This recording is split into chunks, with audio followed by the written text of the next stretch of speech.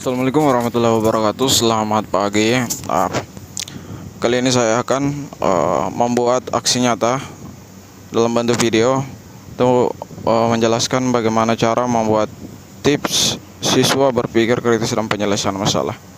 Sebelum memasuki, saya akan perkenalkan nama terlebih dahulu. Perkenalkan, nama saya Muhammad Ahmad Padli SPD dari Satuan Pendidikan SD 110 Impres Matung Podal.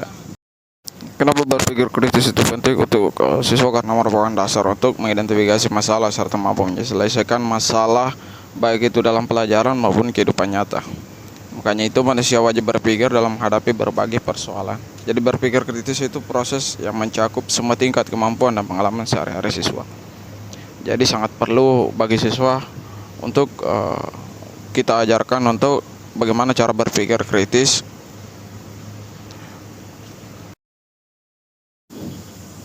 Kemudian guru juga harus memperhatikan pada saat ingin membuat siswa berpikir kritis dalam penyelesaian masalah itu dibimbing agar berani berbicara dulu. Kemudian jadikan ini kegiatan rutin. Jadi misalnya kalau selesai pelajaran ataupun pada saat pelajaran kita harus menyisipkan supaya siswa berani berbicara. Kemudian dilakukan bertahap, jadi tidak langsung.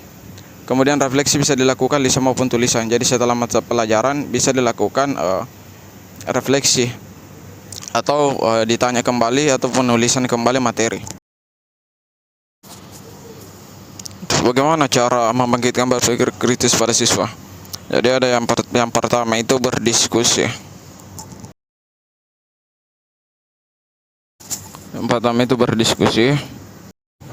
Jadi itu tips pertama saya ini yaitu berdiskusi terkait misalnya dalam olahraga itu buat diskusi terkait permainan tradisional. Jadi masing-masing kelompok itu memilih, kemudian mereka bersama kelompoknya mencari tahu apa permainan yang apa yang dipilih, kemudian ditulis-tulis bagaimana cara permainannya. Kemudian nanti mereka tampil di depan temannya mendiskusikan hasil kerjanya, bagaimana caranya, misalnya kalau balap karung bagaimana alatnya, bagaimana cara permainannya, seperti itu.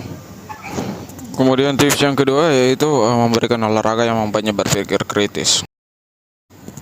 Misalnya dalam hal ini saya mengambil permainan tusuk botol yang dilakukan dengan 6 orang, kemudian yang saling terikat, kemudian saling menghadap ke belakang, kemudian ada satu orang yang komandoi. Jadi permainan ini membuat mereka berpikir kritis bagaimana cara memenangkan, bagaimana cara memberikan instruksi yang benar sehingga bisa menang. Kemudian yang ketiga yaitu penulisan kembali materi yang sudah dijelaskan. Jadi ini misalnya kalau kita sudah menjelaskan sesuatu, pada saat di akhir materi menuliskan kembali, ataupun bisa juga dilakukan dengan bertanya kepada siswa terkait apakah sudah jelas. Terima kasih, mungkin ini yang bisa saya sampaikan, kurang dan lebihnya mohon dimaafkan. Assalamualaikum warahmatullahi wabarakatuh.